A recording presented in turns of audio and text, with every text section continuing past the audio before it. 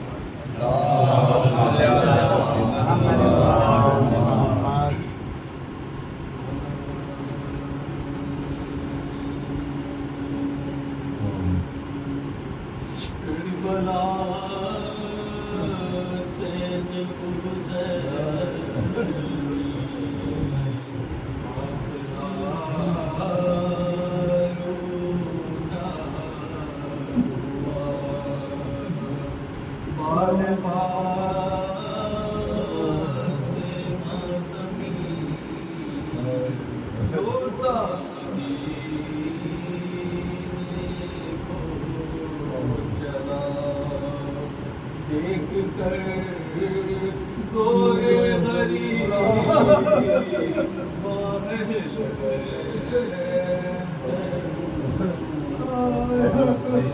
فاتحہ پڑھ کرنے لگے رونے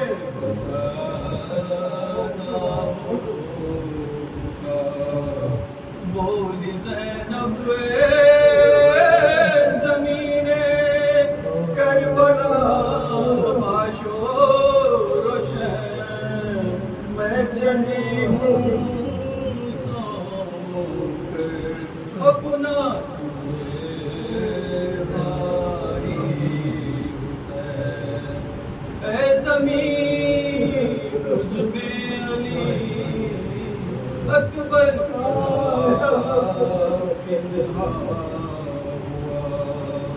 اے زمین تجھ میں علی اصغر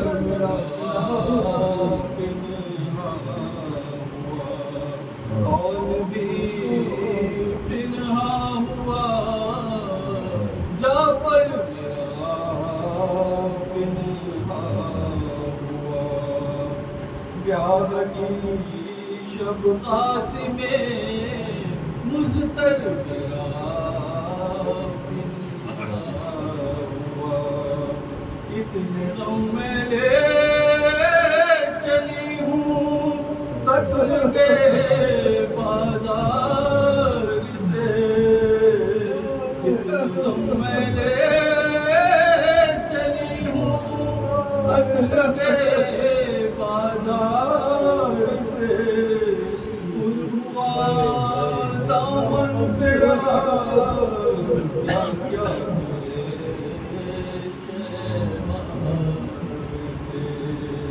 کربلا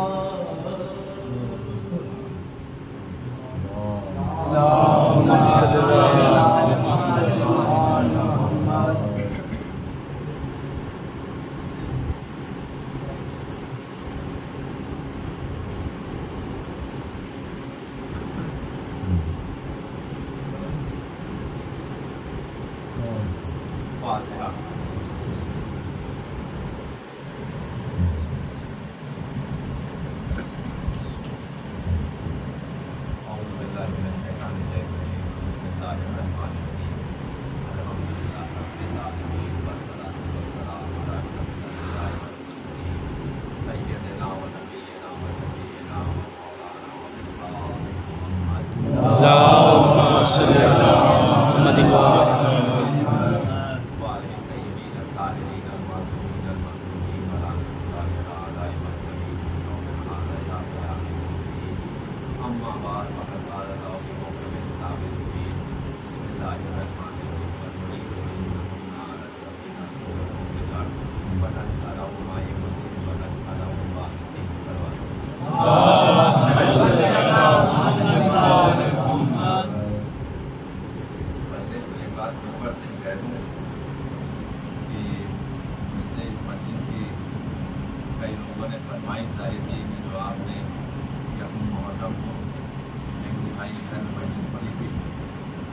आप रिपीट टेलीकास्ट करते हैं। और मैं मिंबर से कह रहा हूँ, मैं मजलिस पुराने तो ज़रूर जा रहा हूँ, लेकिन मैं मिंबर से बता सकता हूँ कि उस मजलिस में कितने लोग मौजूद थे जो यहाँ हैं। और फिर जिसको रिपीट की शिकायत करना हो तो उसको मेरा कहना ये है कि पहले अल्लाह से अल्लाह की शिकायत करें। भाई क्योंकि बड़े से शिकायत की जाती है, अल्लाह से बड़ा कोई है नहीं। अल्लाह कुरान में नबियों का जिक्र 12 रिपीट कर रहा, अल्लाह से कोई शिकायत नहीं करता। भाई का हज़रत आदम का जिक्र कुरान में सिर्फ एक जगह है, एक से ज़्यादा जगह है। हज़रत मूसा का वाक़या एक से ज़्यादा जगह पर है। यानी अगर अल्लाह रिपीट कर सकता है तो फिर उसकी शान, उसके कुरान और उसके घराने पहले वह किसान बयान करने के लिए अगर कोई जाहिल रिपीटेशन का सहारा ले ले तो बड़ी बात नहीं। सलवात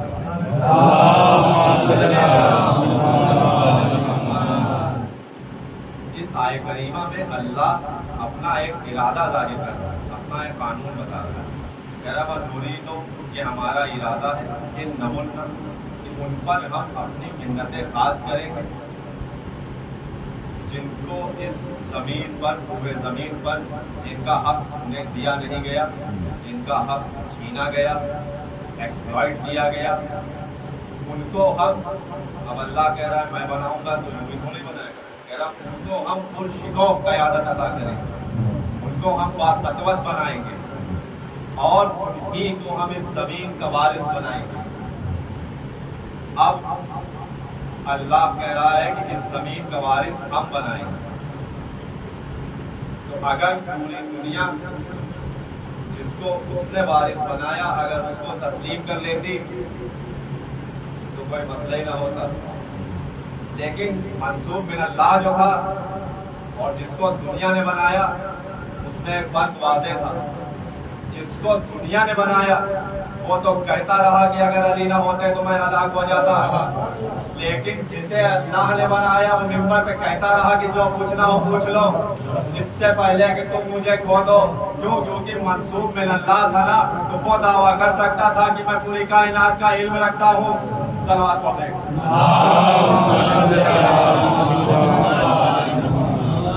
और ये दावा मौलाए कायनात ने 2 मरतबा किया। एक मरतबा जब कूफे के मिंबर पर पहली मरतबा दारुल हुकूमत बनाने के बाद आए, दारुल सल्तनत बनाने के बाद, और यही बात, यही दावा मौला ने तब भी किया जब 29वीं रमज़ान को सर जज़रबत लग चुकी जी जाता है हाथों को जोड़ के कहूँ क्या अली आप तो ये दावा कर चुके थे कि जो मुझसे पूछना हो पूछ लो, फिर ये आज दावा दोबारा क्यों कर रहे हैं कि जो मुझसे पूछना हो पूछ लो। शायद मौला जवाब दे कि मैं दुनिया का मुंह बंद करना चाहता हूँ, दुनिया को मैं दिखाना चाहता हूँ कि जब जहर आलूद तलवार मेरे सर पर लगी उसके बावजूद मैं दावा सलूनी करता हूँ, तो मैं तो गुलाम हूँ, मैं तो शागिर्द हूँ मोहम्मद का। तो दुनिया की इतनी हिम्मत कैसे हो गई कि जो मोहम्मद मुस्तफ़ा के लिए कह रही है कि वक्त आखिर नौज़ुबिल्लाह हिज़्यान कह रहे थे, जब अली जैसा शागिर्द खून भरी ज़रबत लगने के बाद दावा सलूनी रखता है तो मुकाम मुस्तफ़ा तुम क्या जानोगे?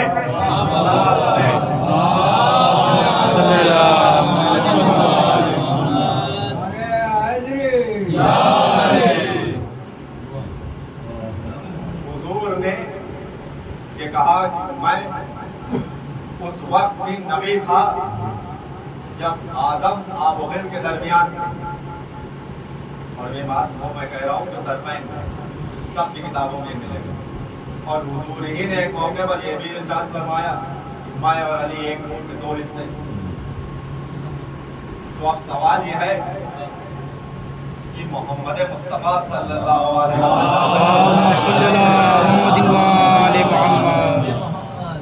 तो उस वक्त नबी थे जब आदम आबोहिल के दरमियान थे, लेकिन सवाल यह है कि नूर का दूसरा हिस्सा था या नहीं था, और था भी तो दूसरा हिस्सा क्या कर रहा था? आपने गौर नहीं किया। शायद मौलाए कायनात जवाब दे तुमने गौर ही नहीं किया। मैंने कहा या अली वजाहत कर दे। शायद मौला जवाब दे मोहम्मद मुस्तफ़ा नूर की शक्ल में मौजूद थे आलम अनवार में उस वक्त जब आदम आबोहिर के दरमियान थे, लेकिन तुमने गौर नहीं किया आदम का पुतला अल्लाह ने बनाया किससे? मिट्टी से, तुराब से। तो जब तुराब थी तो कोई बूतुराब भी होगा, जब तुराब थी तो कोई बूतुराब भी रहा होगा ना, जिसने अपने हाथों से बनाया। भाई मुझे नहीं पता आदम का पुतला किसने बनाया, लेकिन एक साइंटिस्ट ने जब नहजुल बलागा को पढ़ा था तो उसने यही तो कहा, मुझे नहीं पता कि ये दुनिया किसने बनाई थी, लेकिन नहजुल बलागा को पढ़ने के बाद मैं सिर्फ एक ही नतीजे पे पहुंचा कि या तो गॉड इस दुनिया को बना रहा था, अली देख रहे थे, या अली बना रहे थे, अल्लाह देख रहा था।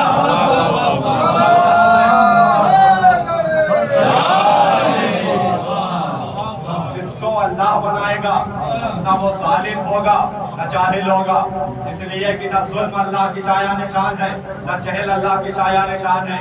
और अली जैसा आलिम तो इस कायनात में कोई गुजरा ही नहीं। क्या खूबसूरत जवाब दिए। अगर किसी ने कोई मुख्तसर सा सवाल पूछा तो अली की शान ये थी तो उसका उससे मुख्तसर जवाब है। बात यहाँ तक आ गई है तो मैं कह दूँ, आप सोचें, देखिए मौलाए कायनात से दो तरह के सवाल, कुछ चाहने वालों ने सवाल किए थे अपने इल्म में इजाफे के लिए, और कुछ सवाल ये सोच के लाते थे कि अली का इल्म ना अपना है, नौज़ बिल्लाह दावे सरूनी गलत साबित हो जाए। इसलिए एक ने आकर मौलाए कायनात से सवाल किया। सवाल बहुत मुश्किल, अगर हमसे और आपसे पूछ लिया। अब आप सवाल को यूं समझें, अगर कोई मुझसे आकर ये कहे कि ये जो सामने आपके मुख्तसर सा मजमा है इसमें कोई इख्तिलाफ ना हो, कोई डिस्प्यूट ना हो, इसका हल बता दो, तो मैं सिर्फ दो ही चीज़ कह सकता हूँ, या तो मुझे कुछ वक्त दे दे कि मैं अल्लाह की पाक किताब से मदद ले लूँ, शायद उसमें मिल जाए, या ये मेरे बस का नहीं, क्योंकि इतने लोग मुख्तलिफ फिक्रें, मुख्तलिफ सोच, मुख्तलिफ ख्यालात, कैसे मुमकिन है कि सबको एक प्लेटफॉर्म पर खड़ा कर दिया जाए और कोई डिस्प्यूट ना कि सवाली हजरत अली से पूरी उम्मत की बात कर रहा हूं, या अली उम्मत में कोई इख्तिलाफ ना हो, कोई डिस्प्यूट ना हो, इसका हल बता दें। वो आया तो था यही सोचकर कि अली बताना शायद शुरू करें कि जिनका रंग सियाह हो उनके बीच में ऐसे इख्तिलाफ को दूर करो, जिनका रंग सफ़ेद हो उनके बीच में दरमियान में ऐसे इख्तिलाफ दूर करो। भाई कितना मुश्किल सवाल है, पूरी उम्मत में कोई इख्तिलाफ ना हो। जैसे ही उसने सवाल किया, मौला ने मुस्कुरा के कहा, अगर जाहिल अपनी ज़बान को बंद रखे तो कोई इख्तिलाफ नहीं, अगर जाहिल अपनी ज़बान को बंद रखे तो कोई इख्तिलाफ नहीं होगा।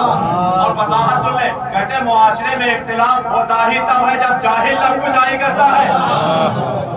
इसलिए उसने कहा मौला और वजाहत कर दे, कहते हैं आलिम और जाहिल में एक फर्क है, हमेशा याद रखना, आलिम बोलने से पहले सोचता है ये बात कही जाए या नहीं, इस बात को कहने का ये मौका और महल है या नहीं।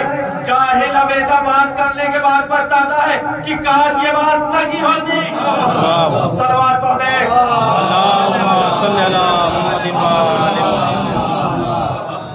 मंसूब मिनल्लाह जो होगा वो कमाल कमालिक होगा, और सिर्फ मौलाए कायनात ही तक वो सिलसिला नहीं रहा, जितने आइमा हैं। भाई मासूम इमाम के लिए एक निशानी कुरान में ये मिली कि सबसे पहले जिसको इंसान का इमाम अल्लाह ने बनाया वो है हज़रत इब्राहीम।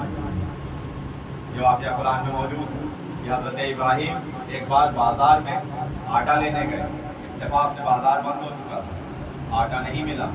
जब लौट रहे थे तो ये ख्याल आया कि अब घर जाऊंगा, खातून खाना का सामना कैसे करूंगा, बच्चों से क्या कहूँगा।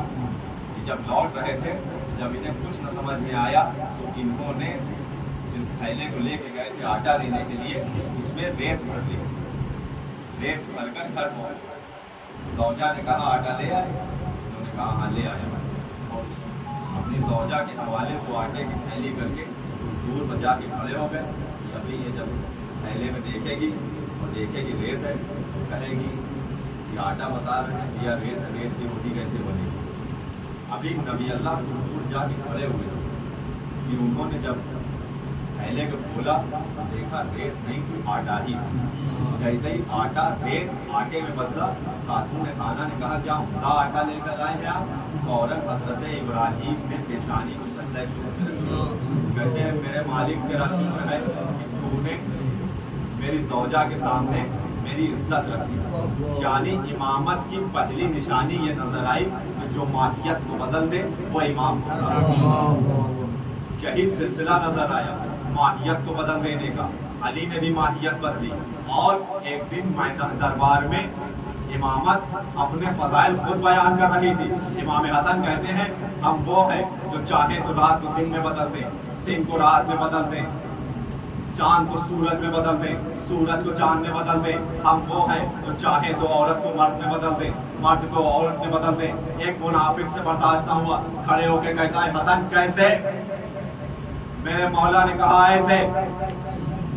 اب دربار نے گواہی دی ہے کہ جب کرسی سے کھڑا ہو کے سوال کیا تھا کیسے تو کھڑا تھا, لیکن اب جو کرسی پہ بیٹھا تو بیٹھا نہیں, بیٹھی تھی. ماہیت بدل گئی. اور یہی سلسلہ کربلا میں نظر آیا. جب حر راستے میں ملا تھا تو حر تھا, لیکن اب جب کربلا میں حسین سے آگے مل گیا تو اب حر نہ رہا, ماہیت کو بدلا, حر کو حر علیہ السلام بنا دیا. جو اللہ کی طرف سے امام ہوگا وہی کربلا جیسے ہنگام میں یہ کہہ سکتا ہے کہ اے میرے رب جس نے تجھے پا لیا اس نے کھویا کیا, اور جس نے تجھے کھو دیا اس نے پایا کیا. بس میں اپنے مقصد کی طرف آ گیا. امام حسین کربلا میں منصوب من اللہ امام ہے. اور مجھے اجازت دیں میں اس مجلس میں تھوڑا سا مسائل ضرور بدلنا چاہ رہا ہوں. دیکھیے اس عصا کے ہم نوکر ہیں, مالک نہیں. عزادار نوکر ہیں, مالک نہیں. مالک حسین ابن علی ہے تو پھر نوکروں کو چاہیے کہ اپنی اوقات میں رہیں, ہر آنے والے ملک کا استقبال کریں, کیونکہ عزا ہماری جاگیر نہیں ہے. یہ تو شہزادی کا کرم ہے کہ ہم شیعوں میں پیدا ہوئے اس لیے عزا برپا کر رہے ہیں. کمال ان کا ہے جو حر کی طرح آج بھی نکل کے آ رہے ہیں. اور اس بارگاہ میں نہ کوئی امیر ہے نہ کوئی غریب ہے, نہ جانے کس کا کون سا عمل حسین قبول کر لے. میں نے اس مجلس میں ذکر کیا تھا مزاگران کے ایک عزادار کا. مزاگران ایران کا ایک شہر, وہاں کا ایک نوخان جن کا نام تھا ملا عباس, کافی مشہور نوخان تھے. یہ کربلا آئے زیارت کے لیے اور ذریعہ امام حسین سے لپٹ کر گریا کر رہے تھے. تبھی کش کھا کے گرے اور خواب میں امام حسین کی تشریف لائے اور کہتے ہیں ملا عباس کربلا کے بعد کیا ارادہ؟ کہتے ہیں مولا کربلا سے کوفہ جاؤں گا, شام جاؤں گا, سامرہ جاؤں گا, کاظمین جاؤں گا اور وطن واپس.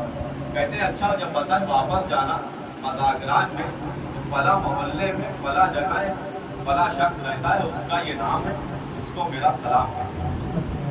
ملا عباس تڑپ گئے کہ مزاگران اس وقت خطبہ کے لیے, ذاکرین کے لیے, نواخان کے لیے, سوزخان کے لیے, مرثیہ خان کے لیے ایران میں گڑھ تھا, لیکن مولا نے کسی کا نام نہیں لیا, نہ کسی ذاکر کا انتخاب کیا, نہ کسی نواخان کا انتخاب کیا. ملا عباس تڑپ کے کہتے ہیں اے وارث قرآن بس اتنا بتا دیں کہ اس سب سے اپنے غریب عزادار پہ یہ کرم کیوں.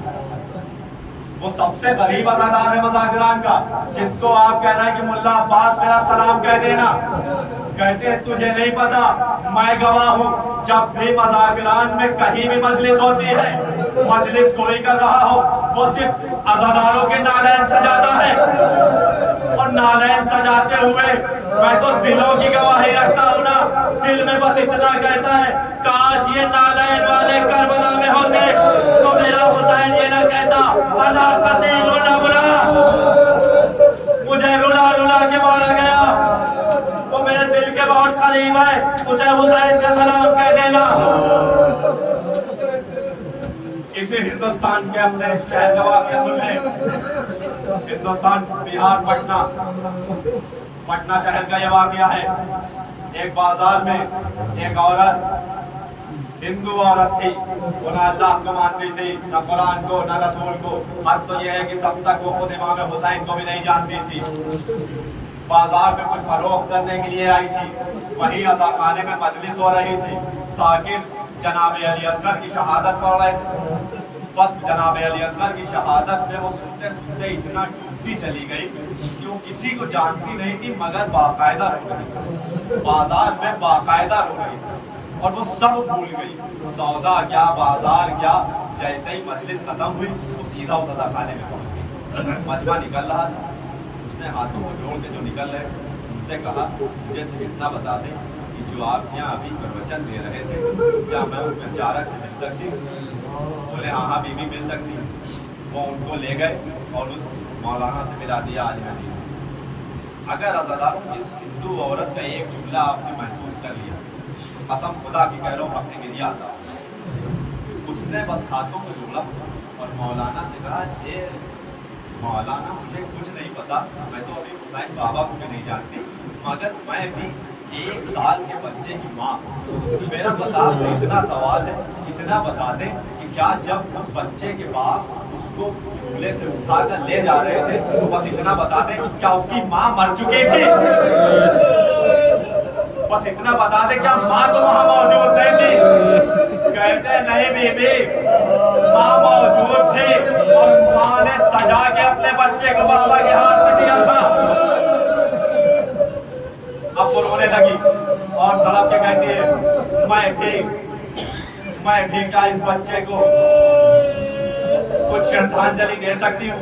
मुझे कुछ नहीं पता, आप लोग इस बच्चे को श्रद्धांजलि कैसे देते हैं? कहते हैं बीबी, हम इस बच्चे की याद में दूध का शरबत बनाते हैं, उस पर न्याज देते हैं और अपने घर के बच्चों में बांट देते हैं। ये हमारे यहाँ की मान्यता है कि वो शरबत पीने के बाद हमारे यहाँ के बच्चे साल भर बीमार नहीं होते, किसी मुसीबत में गिरफ्तार नहीं होते। वो कहती है, मैं तो हिंदू हूँ, मैं भी एक बच्चा रखती हूँ, क्या मैं भी ये श्रद्धांजलि दे सकती हूँ? खाली मैं सिर्फ इसलिए बयान कर रहा हूँ, देखे हुसैन इब्ने अली का करम। उन्होंने कहा, हाँ हाँ बीबी, हुसैन की मोहब्बत के लिए इंसानियत शर्त है, मुसलमान होना शर्त नहीं है, तुम भी दे सकती हो। उसने कहा, देखिए मैं प्रबंध पूरा कर दूंगी, लेकिन मुझे नहीं पता न्याज देते कैसे हैं, आप अपने साथ किसी को भेज दें, वो मेरे यहाँ न्याज दे दे। मौलाना ने अपने एक शागिर्द को उसके साथ किया, उसने उसको ड्राइंग रूम में बिठाया, अपने एतबार से एक जगह पाक साफ की, उसको धोया, एक साफ कपड़ा बिछाया, एक गिलास में दूध का शरबत रखा और उनसे कहा कि इस पर न्याज दे दीजिए। उन्होंने उस पर न्याज दी। उसने कहा कि उन्होंने न्याज दी, उनसे पूछा कि क्या मैं अपने बच्चे और अपने घर परिवार के बच्चे को पिला सकती हूँ? उन्होंने कहा, हाँ बीवी पिला सकती है, मैं आपसे, मेरे उस्ताद ने तो पहले ही कहा था कि इसके लिए मुसलमान होना शर्त नहीं है। जब वो न्याज दे के जाने लगा तो उसने उनसे कहा कि देखो, मैं मुसलमान नहीं हूँ, मगर मैं इस तारीख को याद रखूंगी, मैं हर साल इसका प्रबंध करके रखूंगी न्याज का, तुम आना और न्याज दे के चले जाना। कई साल तक ये सिलसिला चलता रहा। एक साल पटना में रोज़े आशूरा बहुत कयामत खेज मंजर था, बहुत बारिश हो रही थी, बहुत खराब मौसम था। उसके घर 4 बज गए, असर का वक्त हो गया, कोई ना पहुंचा। वो वैसे ही इंतजाम किए थे। अब देखें हुसैन इब्ने अली का करम। एक बार जब वो नाउमीद होने लगी तो उसने हाथों को जोड़ा और दिल से इमाम हुसैन की तरफ फरियाद की। कहती है, बाबा हुसैन, मैंने आपके बच्चे की न्याज का प्रबंध कर दिया, आप जानते हैं कि मैं न्याज नहीं दे सकती। ए बाबा हुसैन, अब आप प्रबंध करें कि कोई न्याज दे? बस ये कहकर वो अभी खामोश हुई थी और पलटी कि उसके कानों में घोड़े की टापों की आवाज अब जो पलट के देखा तो एक घोड़े पर एक बलद कामत का इंसान बैठा है और चेहरे पर इतना नूर है कि चेहरा नजर नहीं आ रहा। इसका यकीन देखे, तारुफ नहीं पूछा, समझ गई। कहती है, तुम्हें बाबा हुसैन ने भेजा। देखो, वक्त जाया न करो, जल्दी से उतर के न्याज दे दो, बहुत देर हो चुकी है, कहीं वक्त न निकल जाए। वो घुड़सवार घोड़े से उतरे और उन्होंने न्याज दी। न्याज दे चुके, कहते बीबी अब मैं जाऊं? कहती है, नहीं, अभी तुमने न्याज कहाँ दी, न्याज दे दो। उन्होंने फिर न्याज दी। कहते बीबी अब जाऊं? फिर मना किया। तीसरी मर्तबा न्याज दी। कहा बीबी अब जाऊं? कहते नहीं, अभी तुमने न्याज कहाँ दी, न्याज दे दो तो जाओ। वो कहते बीबी तुझे क्या हो गया, 3 मर्तबा मैं न्याज दे चुका हूँ, मुझे यकीन क्यों नहीं आ रहा? जुमला सुन सके? इसको इमाम हुसैन ने भेजा था तड़प के कहते हैं बीवी, वो कहती तुमने न्याज नहीं दी। कहते तुझे क्यों यकीन नहीं आ रहा कि मैंने न्याज दे दी?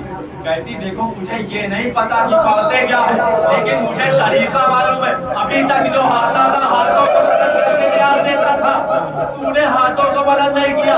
बस तड़प के कहती ए बीवी, जिस करबला में ये अली असगर शहीद हुआ था उसी करबला में इसको दे सकता हूँ, लेकिन हाथों को मदद नहीं कर सकता।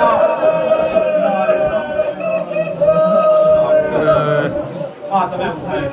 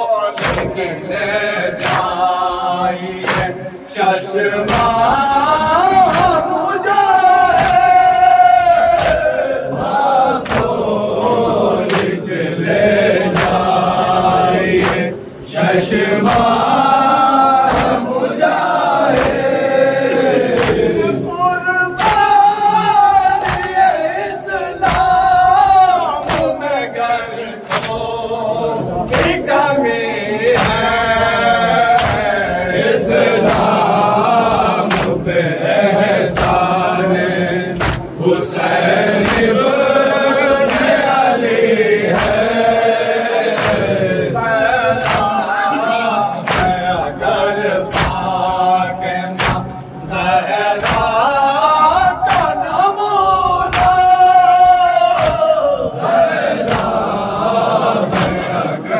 فاطمہ زہرا کا نمونہ عباس کی ہر بات میں انداز علی ہے اسلام کے احسان حسین ابن علی ہے کہنے کو سبھی کہتے ہیں اپنے کو مسلمان کہنے کو سبھی کہتے ہیں اپنے کو مسلمان وہی جائے گا جو وطنی ہے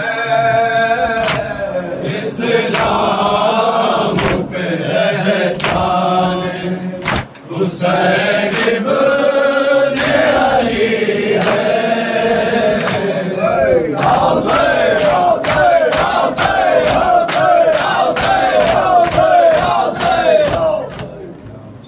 السلام علیکم یا رب اللہ السلام علیکم یا رسول اللہ السلام علیکم ورحمۃ اللہ وبرکاتہ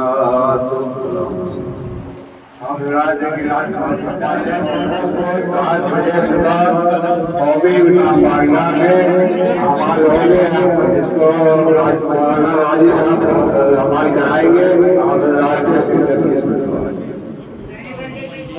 جسے سرور نے ایسا جوڑا کہ کوئی بال بھی مہمان حسین ابن علی لقب ہے جناب حر کا.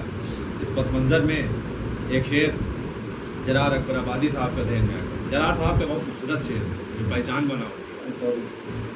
آپ دیکھیں کہتے ہیں یزیدی پتھروں میں اتفاقاً حر بھی تھا شامل. یزیدی پتھروں میں اتفاقاً حر بھی تھا شامل مگر جو جوہری ہوتا ہے ہیرا ڈھونڈ لیتا.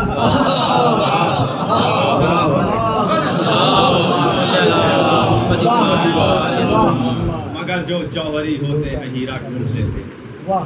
جب جناب حر نے امام حسین کا راستہ روکا ہے تو آپ دیکھیں تھے یزید کی فوج میں اس وقت لیکن معرفت رکھتے تھے. اس کا ثبوت یہ ہے کہ جب امام نے کہا حر نماز کا وقت ہے تم اپنے ساتھیوں کے ساتھ نماز پڑھ لو میں اپنے انصار کے ساتھ نماز پڑھوں. کیا کہا انہوں نے؟ کہتے ہیں مولا جہاں آپ نماز پڑھ رہے ہو وہاں اس سے ہٹ کر جماعت کھڑی کرنے کو نماز بھی کہیں گے. مولا نماز کی خوبصورتی تو آپ کے ساتھ ہے کیا ہم آپ کے ساتھ نماز نہیں پڑھ سکتے؟ مولا نے کہا نہیں حر تم میرے ساتھ نماز پڑھ سکتے ہو.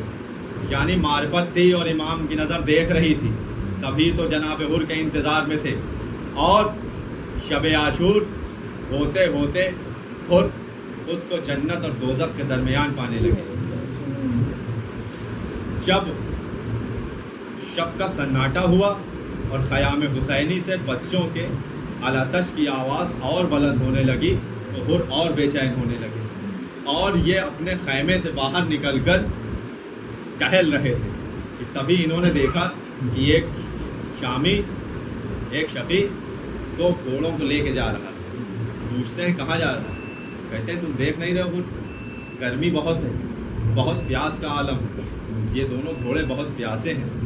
بس اب جناب حر جیسے بے چین ہو گئے تڑپ کے کہتے ہیں وائے ہو تجھ پر تجھے ان گھوڑوں کی پیاس نظر آ رہی ہے وہ جو ادھر سے آوازیں آ رہی ہیں بچوں کی وہ تجھے نہیں سنائی دیتی.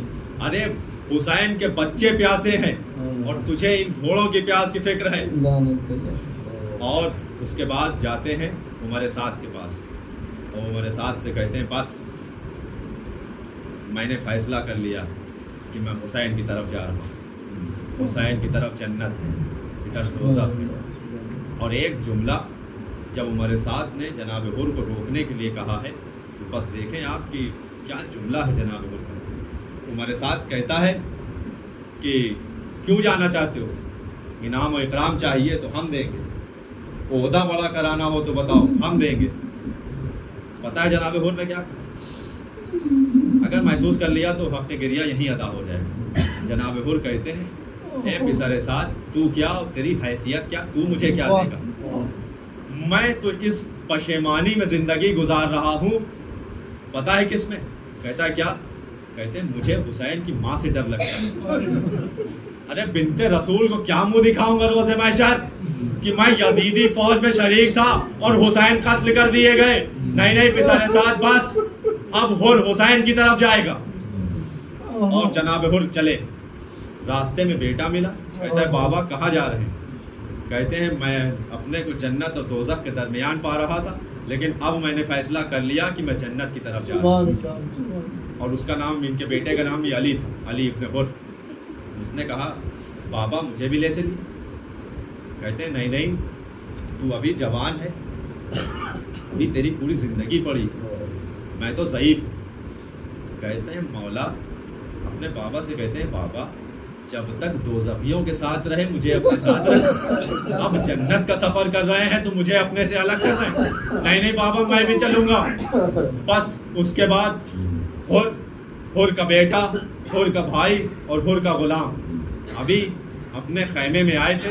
ادھر جانے کا ارادہ کیا تھا کہ جناب حر کے بیٹے نے جناب حر سے ایک عجب سوال کیا. کہتے ہیں بابا آپ جا تو رہے ہیں لیکن کیا حسین آپ کو معاف کریں گے؟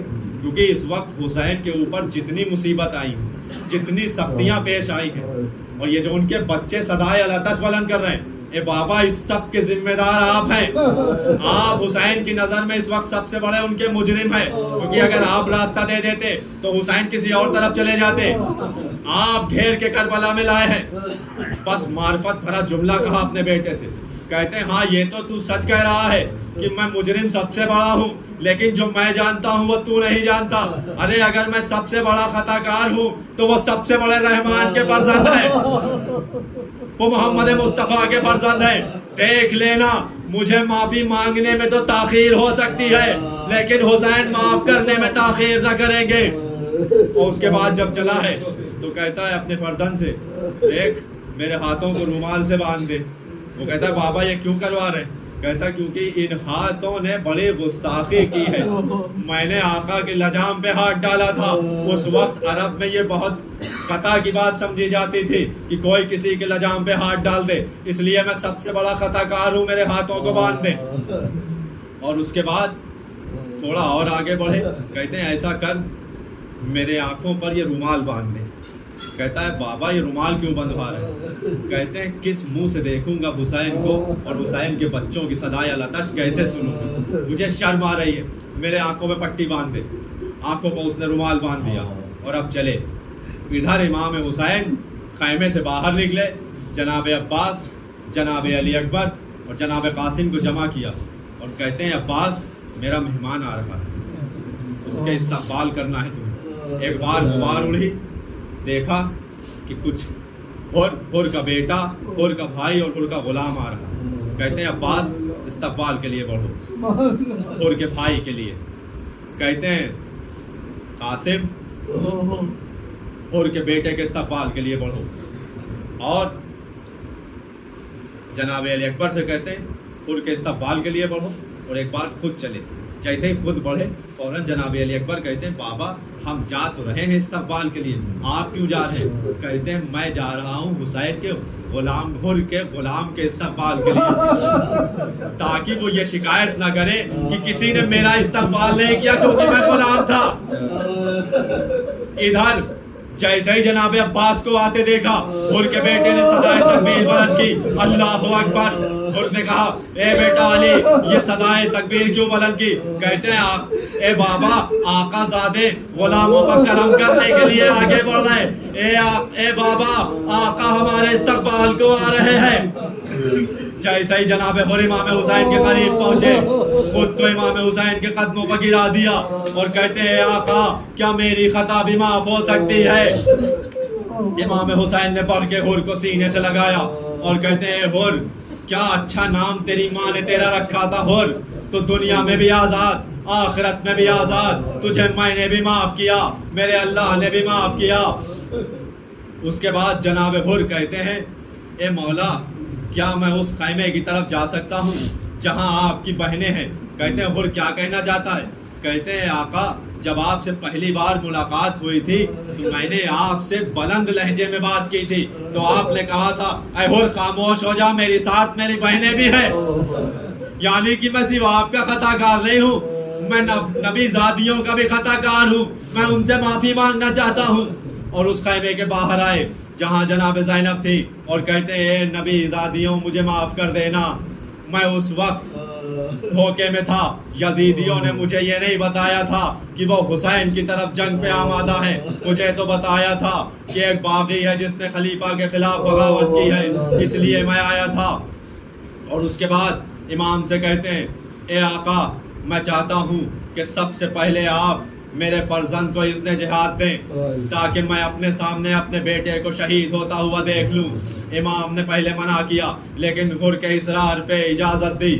حر کا بیٹا میدان میں گیا، جنگ کی، مارکۃ العارا جنگ کی. کیوں؟ اس لیے کہ حر کا بیٹا 3 دن کا بھوکا پیاسا نہیں تھا. لیکن کب تک جنگ کرتا؟ جب سر پہ گرز لگا، گھوڑے پہ سنبھلا نہ گیا تو حر کے بیٹے نے حر کو آواز دی یا بتا سلام علیکہ، اے بابا میرا سلام آخر قبول کرے. حر بہت تیزی سے آگے بڑھا کہ جلدی سے اپنے بیٹے کے قریب پہنچ جائے، لیکن کتنی بھی تیزی سے پہنچنے کی کوشش کی لیکن جب قریب پہنچا تو دیکھا کہ اس سے پہلے امام حسین وہاں موجود تھے اور جناب حر کے بیٹے کا سر اپنے زانوں پر رکھے تھے. حر کے بیٹے سے جناب حر نے کہا اے بیٹا علی کوئی وصیت ہو تو کرو. تو کہتے ہیں بابا جب تک رہنا حسین کو تنہا نہ چھوڑنا، حسین بہت غریب ہوتے جا رہے ہیں. اور یہ وصیت کرتے ہوئے حر کے بیٹے کی روح جسم سے پرواز کر گئی اور جناب حر نے کوشش کی، چاہا کہ اپنے بیٹے کی لاش کو اٹھا لے. جناب امام حسین نے الگ کر دیا. کہتے ہیں حر کیا غضب کرتا ہے، کہیں جوان بیٹے کی میت صحیح باپ اٹھاتا ہے.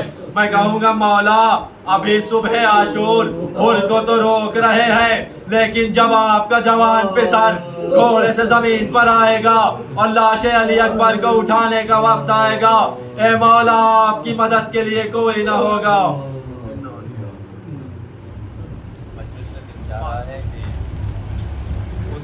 شہید کا ذکر کر دوں کہ اگر کسی کا ذکر نہ کیا، غلام ابو ذر جناب جون کربلا میں بہت ضعیف اور یہ صحابی رسول بھی تھے. ان کی پوری زندگی اہل بیت کی غلامی میں گزری، رسول اللہ کی غلامی میں رہے، اس کے بعد مولا کائنات کی غلامی میں رہے، پھر امام حسن کے ساتھ رہے اور پھر امام حسین کے ساتھ کربلا میں، یعنی انہوں نے 5ویں امام تک کی زیارت کی. جناب جون ہاتھوں کو جوڑ کے مولا کی خدمت میں آئے کہ آقا اب مجھے بھی اذن جہاد دے دیں. امام حسین نے منع کر دیا کہ جون تم بہت ضعیف ہو چکے ہو، ہمارے غلام ہو، میں نے تمہیں آزاد کر دیا، جاؤ اپنی ضعیفی کے دن کہیں سکون سے گزار دو. جناب جون نے ایک عجب فقرہ کہا. کہتے ہیں مولا جب مدینے میں حالات اچھے تھے تو میں آپ کے ساتھ رہا اور آج اب آپ مصیبت میں گرفتار ہیں، چاہتے ہیں کہ میں چھوڑ کے چلا جاؤں. نہیں واللہ حسین جون جائے گا نہیں آپ کو چھوڑ کے. مگر امام نے پھر منع کیا. واحد کربلا کا یہ شہید ہے جس نے امام سے اذن جہاد کے لیے تھوڑا سا الگ طریقہ اختیار کیا.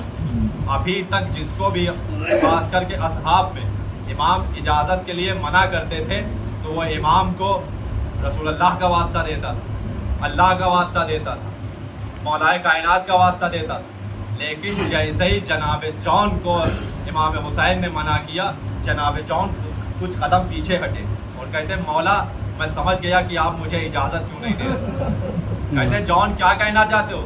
کہتے ہیں مولا میں حبشی غلام ہوں نا، آپ نہیں چاہتے کہ جس کربلا کے شہیدوں کی فہرست میں اکبر جیسے حسین کا نام ہو اس میں اس جون حبشی غلام کا بھی نام ہو، کیونکہ میرے جسم سے بوئے بد آتی ہے، میں حبشی غلام ہوں، اس لیے آپ مجھے اجازت نہیں دے رہے. مولا کہتے ہیں نہیں واللہ جون ایسا نہیں ہے. کہتے ہیں پھر یا فرزند رسول آپ کو رسول خدا کا واسطہ مجھے اذن جہاد عطا کر دے۔ مولا نے اذن دیا۔ اتنے ضعیف تھے اور ان کی عمر اس وقت 95 سال کی تھی کہ کمر کمان کی طرح ہو گئی تھی کہ مولا نے کوشش تو کی لیکن جناب جون گھوڑے پر سوار نہیں ہو پائے تھے۔ تو مولا نے کہا جون تم تو گھوڑے پر بھی سوار نہیں ہو پا رہے ہو، کیسے جاؤ گے؟ کہتے ہیں مولا آپ کی نصرت کے لیے جون کو گھوڑے کی ضرورت نہیں ہے، پیادہ چلے ہیں میدان کی طرف۔ پیدل یہ جناب جون میدان میں پہنچے اور ادھر سے فوج یزیدی نے جب جون کو دیکھا تو جون کا مذاق اڑایا کہ اب ایسے رہ گئے ہیں حسین کے لشکر میں۔ تو جناب جون کہتے ہیں سنو سال پہ نہ جا، جسے اپنا شجرہ پتہ کرنا ہو میرے مقابلے پر آ کے دیکھ لے۔ اور جناب جون پر کیونکہ پیادہ تھے، جب جنگ کر رہے تھے تو فوج نے کیا کیا کہ ان کو گھیرے میں لیا اور جناب جون پر بے پناہ پتھروں کی بارش ہوئی۔ اتنے پتھر مارے گئے کہ جناب جون زخمی ہو کر جب زمین پر گرے تو آواز دی اے آقا میرا آخری سلام قبول ہو۔ امام حسین تیزی سے جون کی طرف پہنچے اور جون کے قریب پہنچے تو دیکھا جون کا جسم زخمی ہو چکا ہے، خون بہ رہا ہے، اور جناب جون کا سر امام نے اپنے زانو پر رکھا اور کہتے جون بتاؤ کیا کہنا چاہتے ہو؟ کہتے ہیں آقا بس اتنا بتا دے کہ کیا میں نے حق وفا ادا کر دیا؟ مولا کیا مجھے اللہ نے جو اتنی عمر دی تھی کیا میں نے اس کا اجر ادا کر دیا؟ کہتے ہاں جون تم نے حق ادا کر دیا، تم سے میں بھی راضی، میرا اللہ بھی راضی۔ اس کے بعد جناب جون نے کچھ اور وصیت کی۔ اس کے بعد جناب جون کی روح جسم سے پرواز کر گئی، لیکن جو لاش جون پہ امام حسین نے عمل کیا وہ اور کسی کے ساتھ نہیں کیا۔ جب روح نکل گئی تو جناب امام حسین نے جناب جون کے جسم کو اپنے رخسارے سے بس کیا اور اس کے بعد دعا کی بار الہا اس کے جسم کو مشک و عنبر سے بھر دے، اس کے جسم کو خوشبو سے بھر دے، اس لیے کہ میرے اس جون کو اس بات کا بہت شکوہ تھا کہ میں حبشی ہوں، میرے جسم سے بوئے بد آتی ہے، اسے میری محبت کی نشانی بنا دے۔ جب امام حسین شہید ہو چکے اور قافلہ بنی اسد کے لوگ ان جسموں کو دفن کرنے کے لیے آئے ہیں لاشوں کو، تو جب انہوں نے جناب جون کے لاشے کو دیکھا تو وہ گھبرا گئے، پریشان ہو کے چوتھے امام کے پاس آئے۔ کہتے ہیں سید سجاد یوں تو کربلا میں جتنی لاشیں ہیں سب نورانی ہیں، سب کا نور آسمان سے باتیں کر رہا ہے، لیکن ایک لاش سے اتنا نور اور اتنی خوشبو آ رہی ہے کہ ہم سے وہاں رکا نہیں جا رہا ہے۔ وہ لاش کس کی ہے؟ بس چوتھے امام تڑپ کے کہتے ہیں اے قافلہ بنی اسد کے لوگوں، وہ ہمارے غلام جون کی لاش ہے، تم گھبراؤ نہیں، وہ جو نور سے آتے ہیں اور وہ جو کربلا میں اس کے جسم سے خوشبو مہک رہی ہے وہ میرے بابا حسین کی دعا کا اثر ہے، اس لیے کہ میرے غلام جون کو اس بات کا بہت شکوہ تھا کہ وہ حبشی غلام ہے اور اس کے جسم سے بوئے بد آتی ہے، یہ میرے بابا کی دعا کا اثر ہے۔ ان کے بابا بے پناہ محبت کرتے، ایک خود بی بی زہرا سلام اللہ علیہ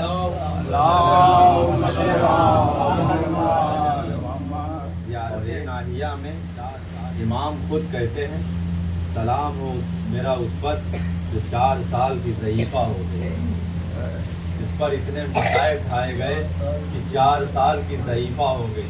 اب آپ سوچیں امت نے کیا کیا، محمد کی بیٹی پر اتنے ظلم اٹھائے کہ 18 برس کی جوانی میں وہ ضعیفہ نظر آنے لگی، حسین کی بیٹی پر اتنے ظلم اٹھائے کہ 4 برس میں سکینہ ضعیفہ نظر آنے لگی۔ امام کہتے ہیں کہ جب نا امید ہوا کرو تو سکینہ کے حوالے سے دعا مانگا کرو، کہ جتنی نا امیدی بھری 4 سال کی زندگی سکینہ نے گزاری اتنی اس کائنات میں کسی نے نہیں گزاری۔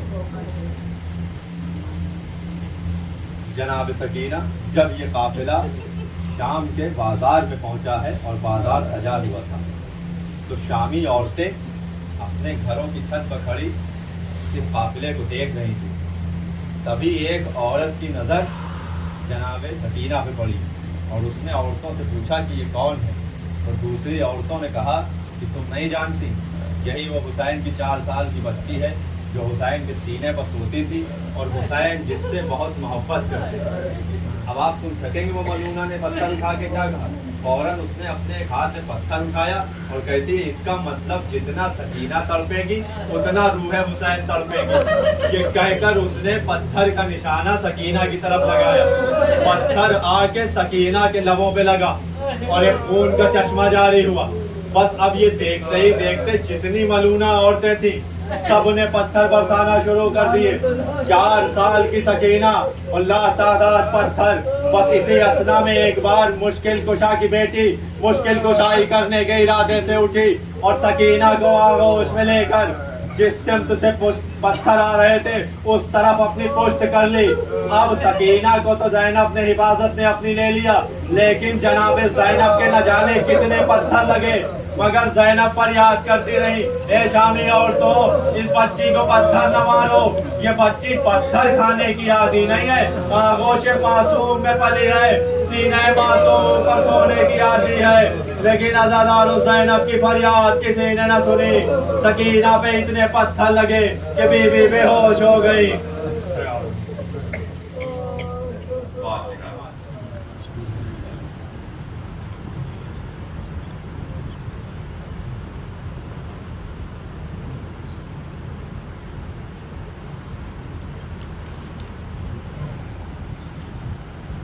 अज़ीज़ान गिरामी, जैसा कि आप सुगरा जनाब अली अकबर से बहुत मोहब्बत करती थी और जनाब अली अकबर भी जनाब फातिमा सुगरा से बहुत मोहब्बत करते थे। और इन दोनों भाई बहन की मोहब्बत की मिसाल, बहन की मोहब्बत की मिसाल मदीने में मिली और भाई की मोहब्बत की मिसाल आपको करबला में मिलेगी। जब जनाब अली अकबर अपने मदीने में करबला के सफर के इरादे से घर से बाहर निकले हैं तो घर के आंगन में जनाब अली अकबर के पैरों के निशान बन गए थे। शहजादी फातिमा सुगरा जब तक जिंदा रही उन्हीं पैरों के निशान के पास बैठी रहती थी। यानी फातिमा सुगरा ने कभी जनाब अली अकबर को फरामोश नहीं किया। तो क्या जनाब अली अकबर शहजादी फातिमा सुगरा को फरामोश कर सकते? नहीं अज़ादारों, ऐसा नहीं हुआ। रोज़े आशूरा जब सुबह नमदार हुई और इमाम हुसैन ने मुअज्जिन बदल दिया, कहा इस वक्त अजान मेरा अली अकबर देगा। ये खबर बीबी फिज़्ज़ा ने जाकर जनाब ज़ैनब को बताई कि शहजादी इस वक्त आका ने मुअज्जिन बदल दिया है, इस वक्त अजान फज्र आपका बेटा अली अकबर देगा। कहती है जाओ भैया को मेरे पास बुला लो। जनाब फिज़्ज़ा ने आके कहा आका आपको शहजादी ज़ैनब याद कर रही है। जैसे ही इमाम जनाब ज़ैनब के खैमे में दाखिल हुए, जनाब ज़ैनब कहती भैया मैंने सुना है कि आपने मुअज्जिन बदल दिया, इस वक्त अजान अली अकबर देगा। कहते हैं हाँ हाँ बहन तुमने सही सुना है, मैं आखिरी बार लहजे रिसालत माफ में अजान सुनना चाहता हूँ। बस जैसे ही जनाब ज़ैनब ने ये सुना तो कहती है भैया अली अकबर से कहना कि जरा बुलंद आवाज में अजान दे। ज़ैनब भी अपने नाना के लहजे में अजान बड़े इत्मीनान से सुनना चाहती है। बस जनाब इमाम हुसैन खैमे से बाहर आए और जनाब अली अकबर से कहते हैं अली अकबर आजान देना और बुलंद आवाज में देना, मेरी बहन तेरी आजान आवाज सुनना चाहती है, आवाज अजान सुनना चाहती है। बस ये वो मौका था कि जैसे अली अकबर तड़प गए और कहते हैं बाबा आप तो इमाम वक्त हैं, आप तो दिलों के राज से वाकिफ हैं। ए बाबा करबला में आपकी बहन तक आवाज अजान पहुंचाना मेरी जिम्मेदारी, लेकिन बाबा मदीने में मेरी बहन भी बहुत मुंतजिर है मेरी आवाज सुनने के लिए। ए बाबा मेरी बहन तक मदीने में आवाज पहुंचाना आपकी जिम्मेदारी। जनाब अली अकबर ने आजान दी। جیسے ہی جناب علی اکبر نے اذان شروع کی، امام حسین نے ہوا کو حکم دیا کہ یہ سبا اپنی دوش پہ اس اذان کو اتنا بلند کر دے کہ اس کو مدینے میں پہنچا دے۔ ادھر جناب علی اکبر نے کہا اللہ اکبر، ادھر مدینے میں یہ آواز گونجی۔ اپنے گھر کے ایک کونے میں جناب فاطمہ صغرا نانی ام سلمہ کے ساتھ بیٹھی تھی۔ جیسے ہی یہ اذان سنی، جناب فاطمہ صغرا تڑپ کے کہتی نانی لگتا ہے میرے بھیا نے اپنا وعدہ وفا کر دیا۔ کہتی ام سلمہ کہتی بیٹی یہ کیا کہہ رہی ہو؟ کہتی نانی ذرا سنیے، آواز اذان آ رہی ہے اور یہ اذان میں اس لہجے کو کیسے بول سکتی ہوں؟ یہ اذان میرا بھیا علی اکبر دے رہا ہے۔ بس اب فاطمہ صغرا تڑپ گئی، گریہ کرتی ہوئی گھر کے دروازے تک دوڑی۔ دروازے کو کھولا، دیکھا کوئی نہیں تھا، بس پیچھے سے ام سلمہ نے پشت ہاتھ رکھا اور کہتی اے فاطمہ صغرا یہ تمہیں کیا ہو گیا ہے؟ علی اکبر کی اذان اور کہاں مدینہ؟ علی اکبر تو کربلا میں حسین کے ساتھ ہے اور کربلا میں حسین کے ساتھ ہی شہید ہوں گے، ایسا مجھے رسول خدا نے بتایا تھا۔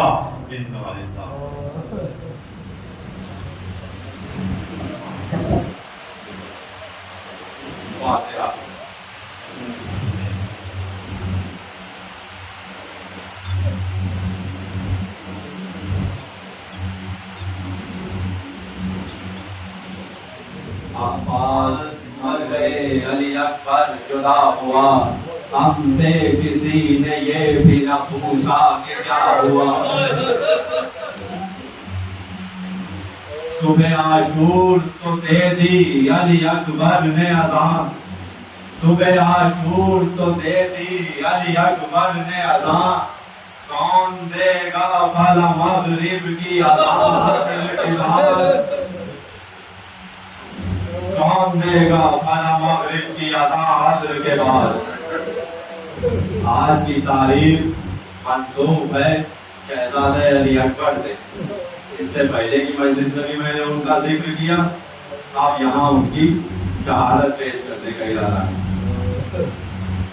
ایک شخص مجلسوں میں مسلسل جاتا تھا لیکن وہ گریہ نہیں کرتا تھا اور مجلس کبھی کوئی ترک نہیں کرتا تھا۔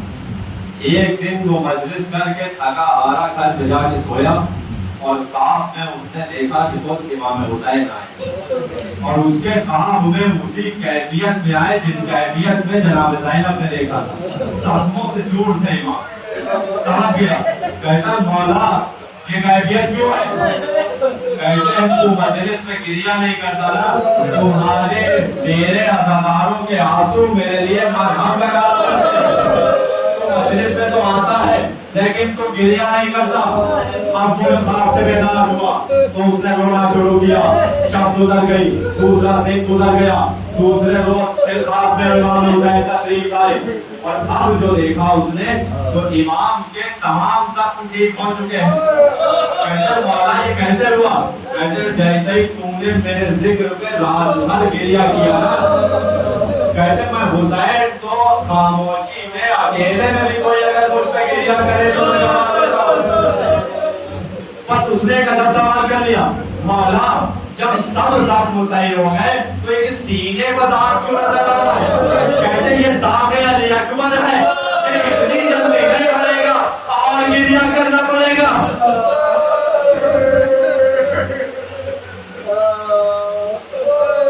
شہزادی ام لیلہ سے روایت ہے کہ جناب علی اکبر جب چھوٹے تھے تو جناب ام لیلہ کہتی ہیں کہ ایک دن گہوارے میں جناب علی اکبر سو رہے تھے اور کچھ فاصلے محض ہو رہی تھی کہ شب کی تاریکی میں بعد میری آنکھ کھلی تو میں نے دیکھا کہ جیسے گہوارے علی اکبر میں کوئی سایہ ہے جو چھپا ہوا ہے۔ کہتی میں گھبرا کے قریب پہنچی تو اب جو دیکھا تو وہ سایہ کوئی اور نہیں، خود میرے والی برات سے نبی امام حسین ابن علی تھے جو چولہے پر جھکے ہوئے تھے اور علی اکبر کے سینے پر بوسہ دیتے جا رہے تھے اور روتے جا رہے تھے۔ کہتی میں تڑپ گئی، میں نے کہا مولا یہ علی اکبر کے سینے پر بوسہ کیوں دے رہے ہیں اور رو کیوں رہے ہیں؟ عجب جملہ ارشاد فرمایا ہے امام نے، کہتے ہیں ام لیلا علی اکبر کی محبت مجھے راتوں میں سونے نہیں دیتی. یہی میرا خوبصورت بچہ جب بھرپور جوان ہوگا تو اسی سینے پر ایک نیزہ لگے گا اور اسے حسین اپنی آنکھوں سے دیکھے گا. اب سمجھ میں آیا کہ کیوں امام حسین علی اکبر کو اجازت نہیں دے رہے تھے. جب بچپنے میں محبت کا یہ عالم تھا اور جب جناب علی اکبر نے بہت اصرار کیا ہے تو کیا کہتے ہیں جاؤ اپنی ماں اور اپنی پھوپھی سے اجازت لے لو. جناب علی اکبر جناب زینب کے خیمے میں داخل ہوئے اور جناب زینب کے سامنے کھڑے ہو گئے اور پھوپھی کو دیکھنے لگے. جناب زینب نے جیسے ہی علی اکبر کو دیکھا گریہ شروع کیا اور کہتی ہے میں سمجھ گئی کہ تو کیوں آیا. کہتی ہے علی اکبر کیا اب کوئی صورت نہیں ہے کہ زینب پوچھے کچھ اور دیر کے لیے وہ بچائے. کہتے ہیں پھوپھی اماں بس دو سر ہیں, کیا تو بابا کو شہید ہونے کے لیے بھیج دیجئے اور مجھے کچھ دیر کے لیے بچا لیجئے, یا مجھے رخصت کر دیجئے اور بابا کو بچا لیجئے. اس موقع پر علامہ حضرت سیدی قبلہ کہتے ہیں تاریخ میں کچھ نہیں لکھا کہ اس کے بعد جناب زینب نے جناب علی اکبر سے کچھ کہا ہے. کہتے ہیں لیکن نفسیاتی موضوع ہے. کہتے ہیں میرا دل چاہتا ہے کیونکہ جناب زینب علی اکبر سے بھی بہت محبت کرتی تھی اور امام حسین سے بھی, تو کہتے ہیں شاید جناب زینب نے اس پس منظر میں ایک بار باتوں کو بلند کر کے کہا ہو میرے اللہ تو نے مجھے صرف دو اور محبت کربلا کے لیے کیوں دی. کاش اور فرزند ہوتے تو میں حسین کو قربان کر دیتی, اسی کو علی اکبر کو قربان کر دیتی. لیکن اللہ زینب پر ایک ہو چکی ہے, اپنے بیٹوں کا ہدیہ پیش کر چکی ہے. کہتی ہے جاؤ علی اکبر جاؤ, زینب تمہارا بھی برداشت کرے گی. جناب علی اکبر خیمے سے باہر نکلے اور کہتے ہیں بابا خوش ہو کے کہتے ہیں بابا پھوپھی اماں نے اجازت دے دی. امام سینے پر ہاتھ مار کے کہتے ہیں میں سمجھ گیا کہ زینب نے کتنا بڑا پتھر رکھ لیا جو اپنے 18 سال کی کمائی کو اجازت دے دیا ہے. اس علی اکبر کو اجازت دے رہی ہے کہ جنہوں سے امام کہتے ہیں علی اکبر کبھی کوئی حاجت مجھ سے بھی کیا کرو. کہتے ہیں کیا کرو بابا, مجھے جس چیز کی ضرورت ہوتی ہے مجھے کہنا بھی نہیں پڑتا, وہ بھی کہنے سے پہلے پورا کر دیتی. اتنی محبت کرتی تھی جناب علی اکبر سے.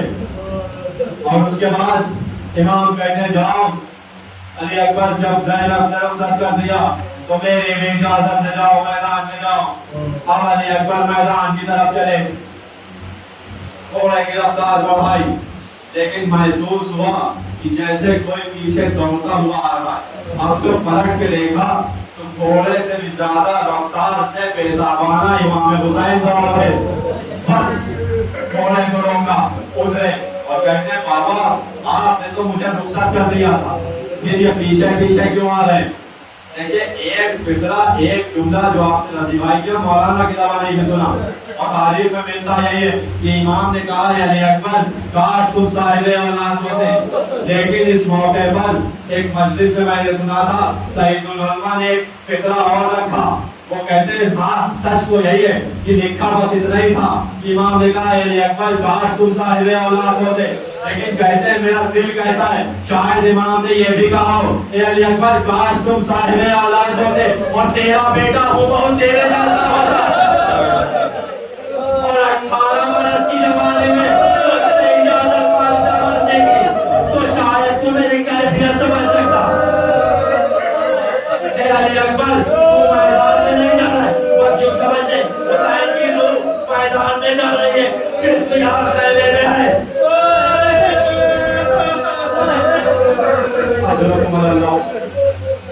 جناب علی اکبر میدان میں پہنچے, چمکی مارکت العرا چمکی, لیکن ادھر مادر علی اکبر نے دعا کی یہ حاجرہ کو اس کے فرزند سے ملانے والے مجھے بھی میرے علی اکبر سے ملا دے. بس علی اکبر حملہ کرنے کے بعد کچھ پیاس کی شدت محسوس ہوئی اور خیمے کی طرف واپس آئے. ادھر یہ خبر ام لیلا کو ملی. ام لیلا خیمے کی طرف آ کے کھڑی ہو گئی. جناب علی اکبر نے امام حسین سے کہا اے بابا اگر ایک کوزہ پانی مل جائے تو میں بتا تھا کہ ہاشمی کھلانے کی بھرپور جوانی چڑھ گئے. امام نے کہا دیکھیں یہ بات طے ہے کہ جناب علی اکبر جانتے تھے کہ خیمے میں پانی نہیں ہے, پھر آئے کیوں تھے؟ یہ اپنی پیاس ظاہر کرنے نہیں آئے تھے, شاید زمانے پر اپنے بابا کی پیاس قائم کرنے کے لیے آئے تھے. امام نے کہا اے علی اکبر تجھے معلوم ہے خیمے میں پانی میسر نہیں ہے, اچھا اتنا کر کہ اپنی زبان میرے دہن میں دے دے, شاید تجھے کچھ سکون محسوس ہو. جناب علی اکبر نے اپنی زبان بابا کے دہن میں دی اور فوراً واپس باہر نکال لی. تب یہ کہتے ہیں بابا آپ کی زبان کا تو میری زبان سے زیادہ کاٹے ہیں, آپ کی زبان تو اتنی خشک ہو گئی ہے جیسے تالاب کے کنارے مٹی جب دھوپ کی سختی سے بہت سخت دھوپ ہوتی ہے تو سوکھ کے چٹک جاتی ہے. یہ بابا آپ کی زبان تو ویسے چٹکی ہوئی ہے. بس جناب علی اکبر واپس میدان میں آئے. ادھر امام جانتے تھے کہ یہ مادر علی اکبر کی دعا کا اثر تھا. فوراً فضہ سے کہتے ہیں فضہ جاؤ لیلا سے کہہ دو کہ اب دعا نہ کرے, اب علی اکبر واپس نہیں آئے گا. جناب علی اکبر میدان سے گئے. چمکی کہ ایک بار امیر نے چھپ کے ایک نیزہ جناب علی اکبر پہ مارا اور وہ نیزہ سینے پر لگا اور بچی کی آنکھ ٹوٹ گئی. اور اب جناب علی اکبر سے گھوڑے کا سمجھانا گیا, آواز دیا وطا سلام علیکہ, اے بابا میرا سلام ہے آخر قبول دو. امام بیتاب ہو کے میدان کی طرف چلے, لیکن جملے یہی لکھتے ہیں کہ جب جناب امام حسین جناب علی اکبر کی طرف جا رہے تھے تو آنکھوں کی روشنی عباس کے مرنے سے جا چکی تھی. امام کو راستہ نظر نہیں آ رہا تھا, اس لیے مانند طفل چل رہے تھے, ایک بچے کی طرح چل رہے تھے اور آواز دیتے جا رہے تھے, اے علی اکبر, اے علی اکبر مجھے آواز دو, مجھے تم دکھائی نہیں دے رہے ہو. اسی طرح لڑی علی اکبر کے قریب پہنچے اور جناب علی اکبر سے کہا, علی اکبر کیا بات ہے؟ کہتے بابا سینے میں نیزے کی انگلی ٹوٹ گئی ہے, بہت تکلیف ہے. مولا نکالی کہہ کر سینے کی انگلی نکالی اور اسی اثنا میں جناب علی اکبر کی روح جسم سے وفات کر گئی. جناب علی اکبر شہید ہو گئے. سینے سے نیزے کی انگلی نکالنا مولا کے لیے زیادہ مشکل تھا یا علی اکبر کا لاشا خیمے تک لے جانا زیادہ مشکل تھا؟ یہ کوئی نہیں بتا سکتا.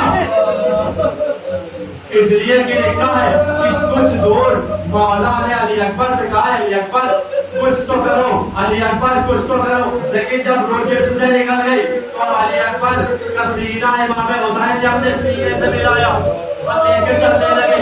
علی اکبر کے پائل صفا کے کربلا میں خطیبے جا رہے تھے اور علی اکبر کو لے کر امام حسین آہستہ آہستہ کسی طرح خیمے کی طرف بڑھ رہے تھے. جب چند قدم کی دوری رہ گئی تو کہتے ہیں صاحب علی عاصم کے بچوں اور حسین کی مدد کرو, اور علی اکبر کا لاشا لے چلو. کچھ بچے باہر آئے, الغرض جناب علی اکبر کا لاشا خیمے میں پہنچا. جناب علی اکبر کی لاشے کو امام حسین نے خیمے میں رکھ دیا. بیویوں نے قرآن تھا, وہ علی اکبر کی صدا بلند ہو رہی تھی.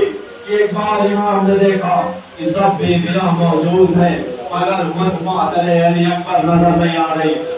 فضہ سے کہتے ہیں فضہ جاؤ مادر علی اکبر کو لے آؤ. کہنا میں علی اکبر کو لے آیا. جناب فضہ اس خیمے میں گئی جہاں جناب ام لیلا تشریف رکھتی تھی. کہتی ہے بیوی امام حسین آپ کو بلا رہے, امام نے یاد کیا ہے کہ علی اکبر کو لے آیا. ام لیلا سے کہا کہ علی اکبر کو دیکھ لے. بس حکم امام تھا اس لیے لبیک واجب تھا. فوراً ام لیلا کھڑی ہوئی اور شہزادی کبھی دائیں طرف جاتی ہے, کبھی بائیں طرف جاتی ہے, کبھی پیچھے ہٹتی ہے, کچھ قدم آگے بڑھتی ہے, پھر دائیں طرف جاتی ہے. بس فضہ طرف کے کہتی اے ام لیلا, اے شہزادی, آپ امام کے اور لبیک کہنے میں تاخیر کیوں کر رہی ہے؟ امام نے بلایا ہے, آپ خیمے کے در سے باہر کیوں نہیں نکل رہی؟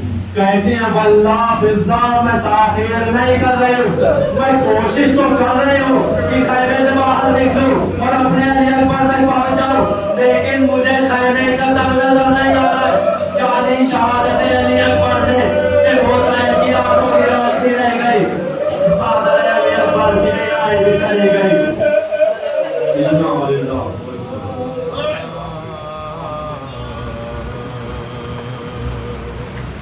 متحد کل قوم کو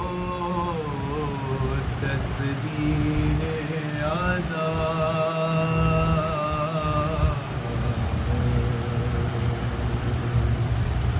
ڈور ٹوٹے گی تو دارے بھی بکھر جائیں گے ڈور ٹوٹے گی تو دانے بھی بکھر جائیں گے مچھلیاں زندہ کہاں رہتی ہے پانی کے بغیر مچھلیاں زندہ کہاں رہتی ہے پانی کے بغیر ہم غم شہر سے جدا ہوں گے تو مر جائیں گے ہم غم شہر سے جدا ہوں گے تو مر جائیں گے متحد رکھیں نعرہ سرور اللهم صل على محمد وعلى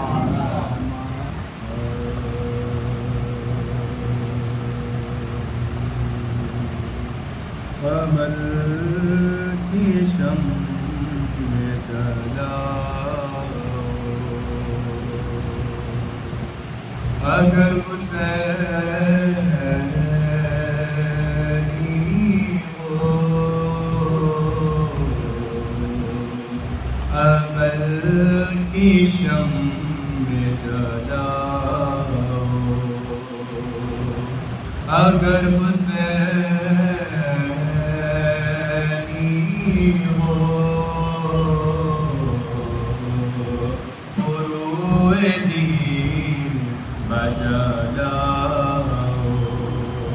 اگر حسینی ہو فروع دین بجانا اگر حسینی ہو جہاں میں ظلم بچھاؤ اگر حسینی ہو کسی کا دل نہ دکھاؤ اگر حسینی ہو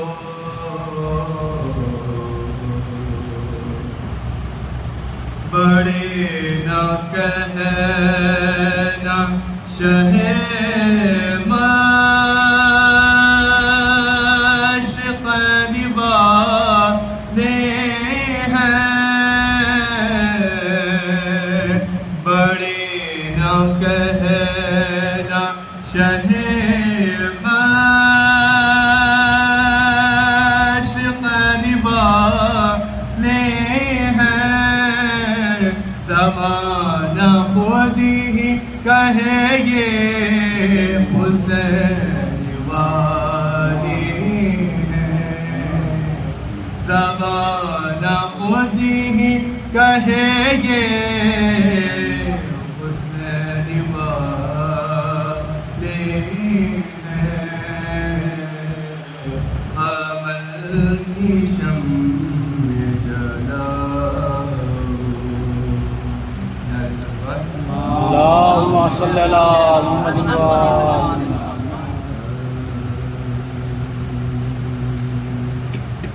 رہبری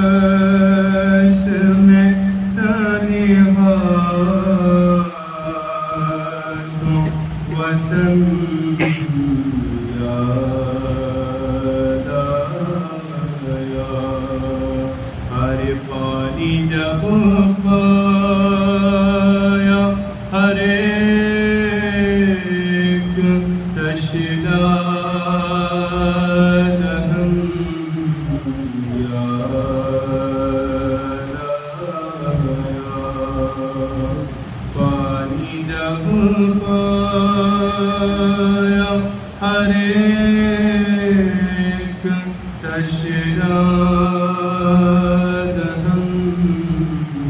یا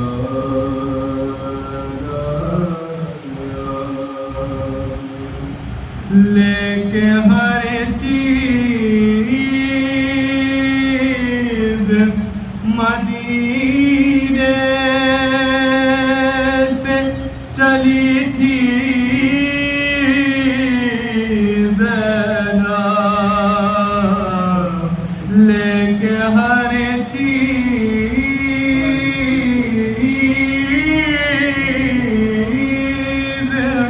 مدینے سے چلی تھی زینب لاش پر بھائی کی پہنچی تو کفن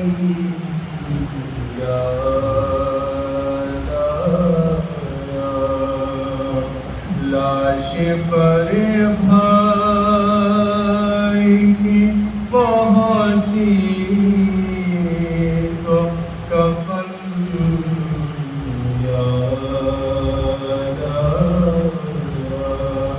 رہ گئی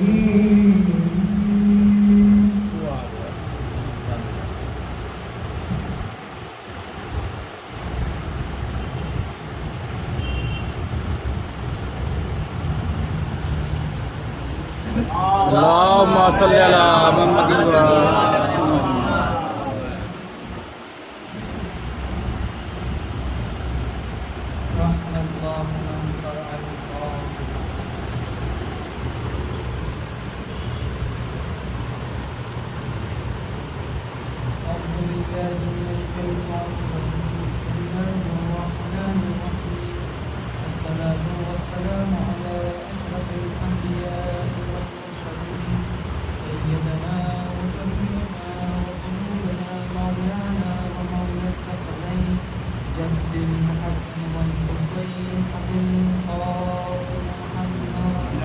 اللهم صل على محمد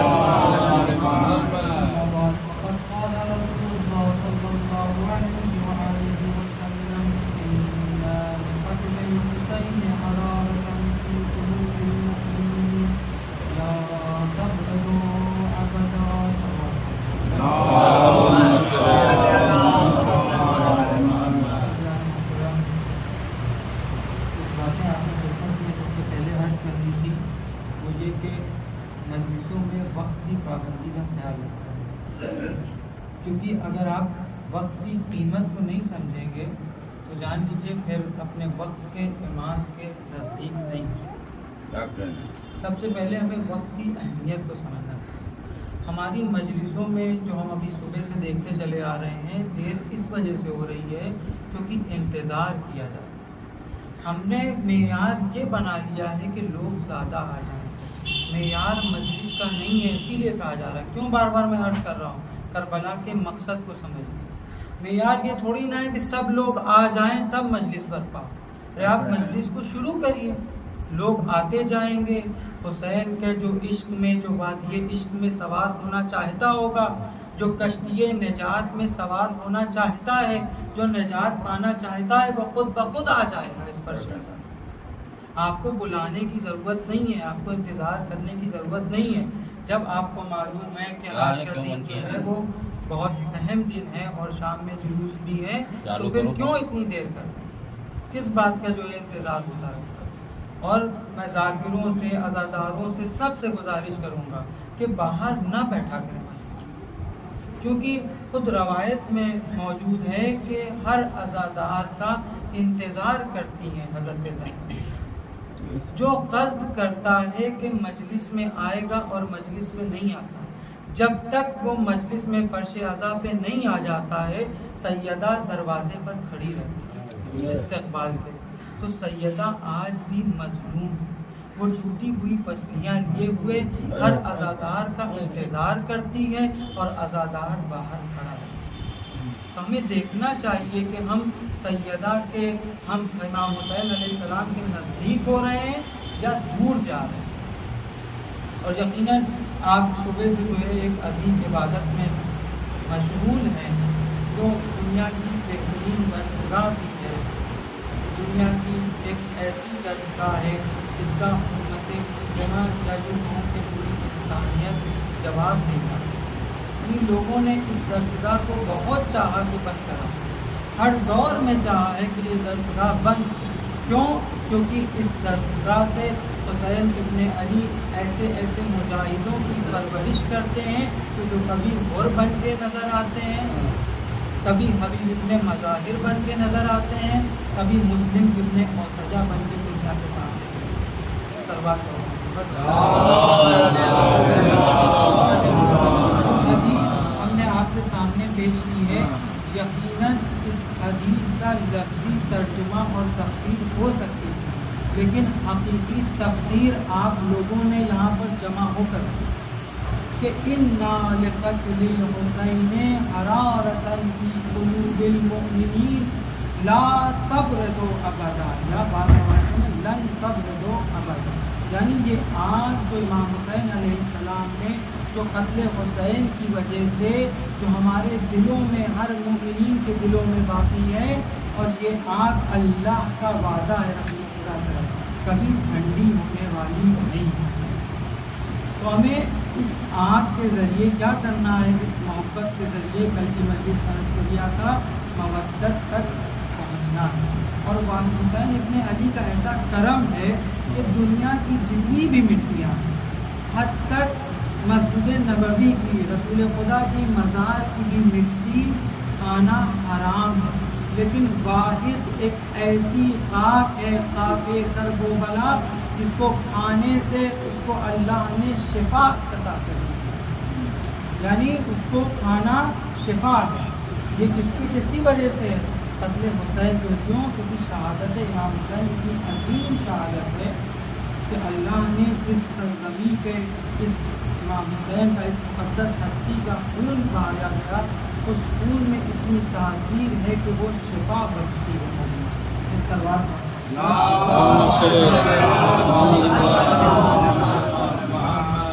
ایک ایک چیز جو بھی امام حسین علیہ السلام سے منسلک ہو جاتی ہے، جو چھوڑ جاتی ہے، اسی وجہ سے وہ لائق احترام ہے۔ ہم جو آپ کے سامنے یہاں پر تشریف رکھتے ہیں اور آپ ہمیں سن رہے ہیں، وہ اس لیے سن رہے ہیں کیونکہ میں ذاکر حسین ابن علی ہوں، ورنہ میری کوئی حیثیت نہیں ہے کہ آپ کے سامنے بیان۔ آپ جو نوحہ یا جو سور و سلام جو ایک شخص سے سنتے ہیں، وہ اس لیے سن لیتے ہیں کیونکہ وہ ذاکر امام حسین ابن علی کا کرم ہے کہ ان کی زبان میں وہ تاثیر دے دی کہ آپ سننے کے لیے آمادہ ہیں، ورنہ 1400 سال سے ایک ذکر کرنا اور لوگوں کا اس طریقے سے اسی آب و تاب کے ساتھ ہر ماہ محرم میں سننا، یہ اس بات کی دلیل ہے کہ حسین ابن علی آج بھی زندہ ہے۔ دشمن نے ان کو یہ کہنے کی کوشش کی ہے کہ حسین ابن علی کا تذکرہ مٹا دیں، حسین ابن علی کا ذکر نہ کیا جائے، لیکن حسین ابن علی کا ذکر آج بھی باقی ہے اور دنیا اس ذکر سے فیضیاب ہو رہی ہے۔ حسین ابن علی کسی ایک مذہب کے لیے مخصوص نہیں، کسی ایک فرقے سے تعلق نہیں رکھتے، کسی ایک خاص زبان سے بھی تعلق نہیں رکھتے، بلکہ کسی ایک کلچر سے بھی تعلق نہیں رکھتے۔ دنیا کا ایک واحد پلیٹ فارم ہے فرش ازا، جس نے تمام مختلف ذاتوں کو، تمام مختلف مذہبوں کو، تمام مختلف زبانوں کو ایک جگہ پر جمع کر دیا۔ وہ ذات گرامی کون ہے؟ وہ حسین ابن علی ہے۔ اسی وجہ سے علماء کہتے ہیں حسین ابن علی اتحاد مرکز ہے، متحد کرنے کا مسلمان، بلکہ انسانوں کو متحد کرنے کا مرکز ہے فرش ازا۔ وہ ایک پلیٹ فارم ہے جس پہ دنیا آج جمع ہو۔ آج جو اربعین میں لوگ جا رہے ہیں، 10 محرم کو عاشورہ کربلا میں کرنے کو آمادہ ہیں، وہاں پر زبان نہیں ہے، ایک زبان کے لوگ نہیں آتے، ایک کلچر کے لوگ نہیں آتے، بلکہ کوئی کالا ہوتا ہے، کوئی گورا ہوتا ہے، کوئی مختلف زبانیں ہوتا ہے، کوئی حبشی ہے، کوئی حوثی زبان بولتا ہے، کوئی انگلش بولتا ہے، کوئی عربی بولتا ہے، کوئی اردو بولتا ہے۔ مختلف زبانوں کے لوگ، مختلف کلچر کے لوگ ایک پلیٹ فارم پر جمع ہو گئے ہیں اور یہ آواز دے رہے ہیں کہ آج بھی ہم علم یاسر ینصرنا کی صدا پہ آواز دے رہے ہیں، اور لبیک یا حسین اس بات کی دلیل ہے۔ لبیک یا حسین یعنی کیا؟ لبیک یا حسین یعنی ظلم کے خلاف آواز، لبیک یا حسین یعنی مظلوموں کی حمایت کی آواز، لبیک یا حسین یعنی غریبوں کی، مسکینوں کی، یتیموں کا سہارا، لبیک یا حسین یعنی ظالم کے سامنے سیسا الہی کی دیوار بن کے کھڑے ہو جانے کا نام لبیک یا حسین۔ اللہم صلی اللہ علیہ وسلم۔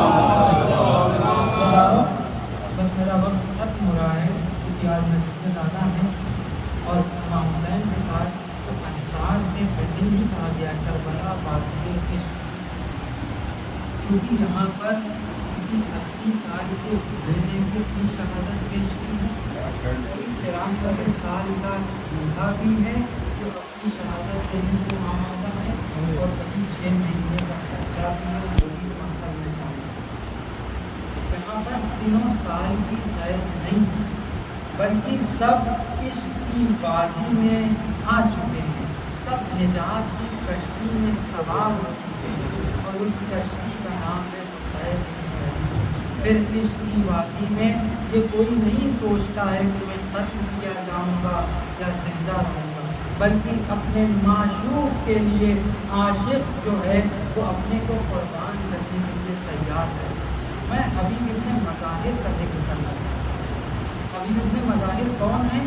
جو رسول خدا کے صحابی ہیں، حضرت علی علیہ السلام کی صحابی ہیں، اور جن کے لیے خود امام کہہ رہے ہیں رجل الفقیر، مرد فقیر کہا جاتا ہے۔ اور ایک واحد حبیب ابن مظاہر کے لیے واقع ان کی فضیلت کے لیے بس اتنا ہی کافی ہے کہ حسین ابن علی ان کو بلا رہے ہیں۔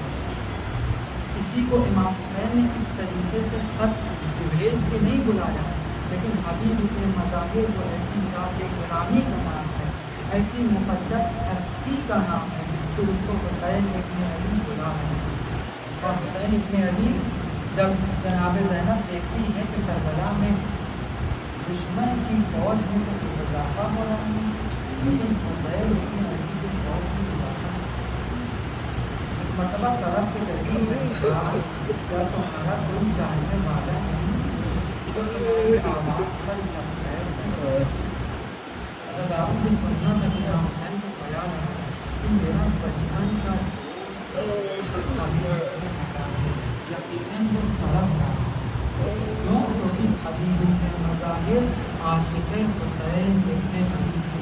ایک مرتبہ بلایا قاصد کو اور کہا یہ کر لو اور تیزی سے کوفے کی طرف روانہ ہو اور حبیب کو اطلاع دو، اور قاصد تیز رفتار گھوڑے سے جلدی جلدی کوفے پہنچتا ہے، اور کوفے کے حالات بہت بڑا شور۔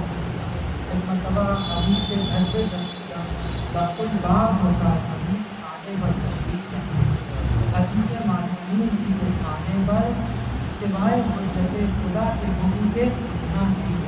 حبیب کہتے ہیں کون آیا ہے؟ ایک مرتبہ کہتے ہیں آواز آتی ہے انا برید الحسین۔ جیسے ہی یہ صدا حبیب کے کانوں میں پہنچتی ہے نا کہ انا برید الحسین، ایک مرتبہ حبیب تڑپ جاتے ہیں اور بلند ہوتے دوڑتے ہوئے اپنے دروازے پر پہنچتے ہیں اور عجیب جملہ کہتے ہیں حسین کے قاصد میرے آقا کی خیر تو ہے، مولا نے مجھے خط لکھا ہے۔ ارے یہ مجال کہ آقا زادے غلام زادوں کو خط لکھے۔ مرتبہ کہتے ہیں خط کو لیتے ہیں اور چومتے ہیں، آنکھوں سے لگاتے ہیں، سر پر رکھتے ہیں، سینے سے لگاتے ہیں اور کھولتے ہیں۔ خط میں کیا لکھا ہوا تھا؟ من الحسین ابن علی الى الرجل الفقیر حبیب ابن مظاہر۔ ارے خط کے آخری میں عجیب جملہ لکھا ہوا تھا آجلاً یعنی حبیب جلدی کرنا، دیکھو دیر نہ ہو جائے کہ میں قتل کر دیا جاؤں۔ حبیب کہتے اپنے غلام کو بلاتے اور کہتے ہیں کہ کوفے سے باہر میری سواری کو، میرے گھوڑے کو لے کر پہنچو، میں جلدی سے پہنچ رہا ہوں۔ ایک مرتبہ حبیب اپنی زوجہ کے پاس آتے ہیں اور کہتے ہیں، زوجہ تڑپ کے پوچھتی ہے کس کا خط آیا ہے؟ کہا زہرا کے لال کا خط۔ زوجہ عاشق حسین تڑپ کے کہتی کیا ہوا؟ کہا زہرا کا لال نرغے آدھا میں گرا ہوا ہے اور اس نے اس حبیب جیسے غلام کو طلب کیا۔ کہتی تمہارا کیا ارادہ ہے؟ تڑپ کے حبیب کہتے ہیں کہ کوفے کے حالات اتنے پرشوب ہیں، میں نہیں سمجھتا ہوں کہ میں جاؤں حسین کی مدد کروں، حسین کی نصرت کروں۔ ایک مرتبہ زوجہ طلب کے کہتی ہے کہ تم زہرا کا لال تمہیں بلا رہا ہے اور تم منع کر رہے ہو، اپنی تلوار مجھے دو، میں جاؤں گی حسین ابن علی کی نصرت کے لیے۔ ایک مرتبہ حبیب تڑپ کے کہتے ہیں میں تمہارے ایمان کا امتحان لے رہا تھا۔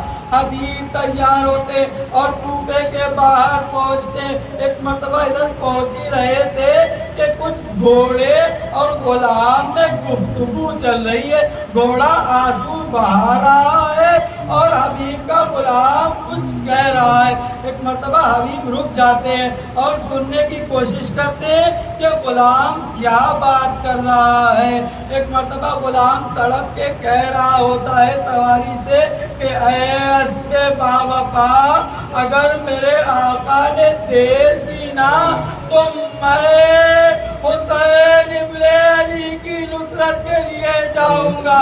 ایک مرتبہ حبیب تڑپ جاتے کہتے اللہ رے مظلومی حسین ابن علی، اب غلام زادے بھی آمادہ ہے حسین ابن علی کی نصرت کے لیے۔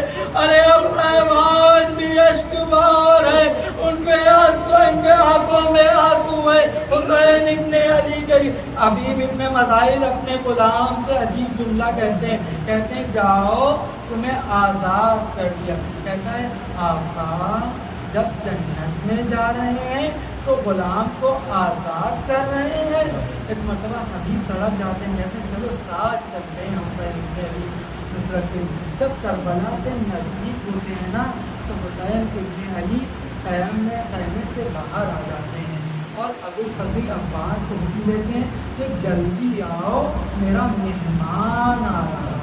ادھر علی اکبر کو آواز دیتے ہیں اے بیٹا علی اکبر جلدی آؤ، میرے بچپن کا دوست حبیب آ رہا ہے۔ ادھر قیام حسینی میں اللہ اکبر کی آوازیں بلند ہو رہی۔ ادھر حبیب پہنچتے ہیں نا تو عجیب جملہ کہتے ہیں میرے بچپن کے دوست دیکھو میں کس طریقے سے گر گیا ہوں نرغے آدھا میں، زہرا کا لال فرزند زہرا دیکھو نرغے آدھا میں گرا ہوا۔ ایک مرتبہ حبیب کی آنکھیں، حبیب کی نگاہ قیام حسینی کی طرف پڑتی ہے اور دیکھتے ہیں کہتے مولا اہل بیت اطہار کو بھی ساتھ لائے۔ مولا کون سا وقت پڑ گیا ہے جو آپ اہل بیت اطہار کو اپنے ساتھ لے کے آئے؟ ارے مولا عجیب جملہ کہتے حبیب تم نے تو خالی ابھی یہ دیکھا ہے کہ 3 دن کے بھوکے اور پیاسے حسین ابن علی کے بچے ہیں، خاندان نبوت 3 دن کے بھوکے اور پیاسے۔ ارے 10 محرم کو دیکھنا کہ میرا ماں جایا سینے پر برچھی لگائے ہوئے میدان کارزار میں سو رہا ہوگا۔ ارے میرے